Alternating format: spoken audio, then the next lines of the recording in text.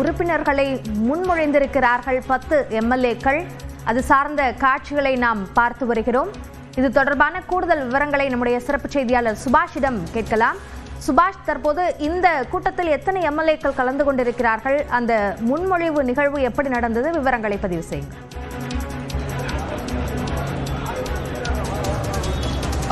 அதிமுகவை பொறுத்தவரை 2 மாநிலங்களவை உறுப்பினர்களுக்கான வேட்பாளர்கள் அறிவிக்கப்பட்டிருக்கிறார்கள். அந்த வேட்பாளர்கள் ஐஎஸ் இன்பதுரை முன்னாள் சட்டமன்ற உறுப்பினர், அதே போல மற்றொருவர் தனபால், அவரும் முன்னாள் சட்டமன்ற உறுப்பினர், 1991-96 எம்எல்ஏவா இருந்தவர். இவங்க 2 பேருமே கேண்டிடேட்டா அனௌன்ஸ் பண்ணி அதிமுக தலைமை அவங்களுக்கு சீட்டை ஒதுக்கி இருக்கிறது. அவர்கள் கடந்த ஞாயிற்றுக்கிழமை அன்னைக்கு அறிவிக்கப்பட்டார்கள். இன்றைய தினத்தில் அதிமுக தலைமை அலுவலகத்தில் சட்டமன்ற உறுப்பினர்கள் முன்மொழிவார்கள். அதாவது அது எப்பொழுதுமே தேர்தலுக்கு முத நாள் நடக்கும். இப்போ வேட்புமனு தாக்கலுக்கு முத நாள் நடக்கும். நாளை மறுதினம் வேட்புமனு தாக்கல் நடக்கும் என்பதால அதிமுக பொதுச் செயலாளர் எடப்பாடி பழனிசாமி தலைமையில் அதிமுக அலுவலகத்தில் ஒரு கேண்டிடேட்டுக்கு, அதாவது அதிமுகவுக்கு 2 கேண்டிடேட் அனௌன்ஸ் பண்ணியிருக்காங்க.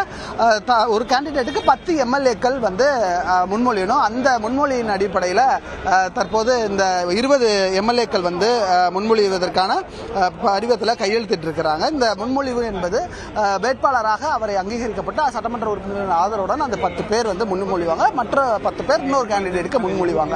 இந்த நடைமுறை தற்போது முடிஞ்சிருக்கு. அதை முடித்த பிறகு நாளை மறுதினம் வேட்புமனு தாக்கலானது காலை 10 மணி வாக்கில் தலைமைச் செயலகத்தில் சட்டப்பேரவை செயலாளர் முன்னிலையில் அந்த வேட்புமனு தாக்கல் நடைபெறும் என்று எதிர்பார்க்கலாம். மாநிலங்களவையில் 2 இடங்களையும் அதிமுக தனக்கே ரிட்டைட் பண்ணியிருக்கு. பாமகவோ இல்ல தேமுதிகவுக்கோ கொடுக்காம தாங்களே வச்சுக்கிறோம் அப்படின்றத முடிவு பண்ணி தற்போது அந்த இடங்களை தங்களுக்குள்ளேயே வைத்துக் கொண்டாங்க. அதிமுகவுக்கு பிரதிநிதித்துவம் மாநிலங்களவையில் குறைவாக இருக்கு. குறிப்பா சொல்லணும்னா நாடாளுமன்றத்திலே குறைவாக இருக்கு. ஆகையால் அதை ரிட்டைன் பண்ணிக்கணுன்றதுக்காக இந்த தடவை அவங்க வச்சிருக்காங்க. தேமுதிகவுக்கு அடுத்த எலெக்ஷன்ல, அதாவது அடுத்த 2026 சட்டப்பேரவை தேர்தலை முன்னிட்டு அவங்களுக்கு தருவதை உறுதிப்படுத்தியிருக்கு அதிமுக என்பதையும் நம்ம இன்னைக்கு செய்தியாக மிக முக்கியமாக பார்க்க வேண்டியது. 2 மாநிலங்களவை உறுப்பினர் வேட்பாளர்களை முன்மொழிவு செய்யக்கூடிய அந்த நிகழ்வு குறித்த விரிவான விவரங்களுக்கு நன்றி சுபாஷ்.